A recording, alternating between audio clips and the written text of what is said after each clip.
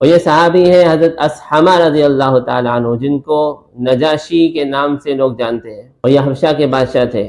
ان کے بادشاہ بننے کی بڑی عجیب تاریخ ہے کہ ان کے والد کا نام ہے ابجر۔ تو یہ ابجر جو تھے حضرت اسحمہ رضی اللہ تعالیٰ عنہ کے والد، یہ ان کی اکلوتی اولاد ہے۔ اور جو آپس کے وزراء تھے انہوں نے مشورہ کیا کہ یہ بادشاہ اس کا ایک ہی بیٹا ہے، ہمیں یہ معلوم ہوتا ہے کہ یہ اپنے باپ پر بوجھ بنے گا، اس کا والد اگر انتقال کر جاتا ہے تو یہ اس کا جانشین ہوگا، اور جانشین ہو کر ایسا نہ ہو کہ مملکت کو نقصان پہنچائے۔ حضرت اسحمہ رضی اللہ تعالیٰ عنہ کے والد کو قتل کیا اور ان کے بھائی کو تخت پر بٹھا دیا۔ حضرت اسحمہ رضی اللہ تعالیٰ عنہ اب اپنے چچا کی پرورش میں آ گئے، چچا ان سے بڑے متاثر تھے۔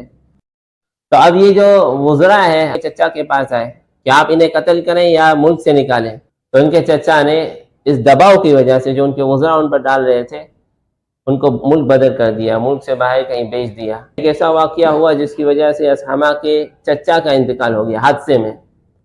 اب پھر مملکت ڈگمگا گئی کہ کوئی بادشاہ نہیں ہے سنبھالنے والا۔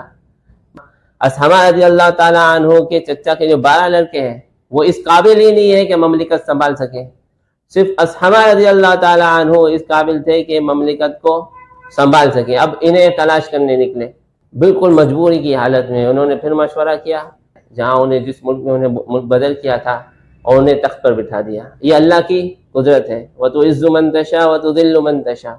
اور فتح مکہ سے کچھ عرصے پہلے حضرت اسحمہ رضی اللہ تعالیٰ عنہ کا انتقال ہوا، اور آپ علیہ الصلوۃ والسلام نے ان کی غائبانہ نماز جنازہ مسجد غمامہ میں ادا کی۔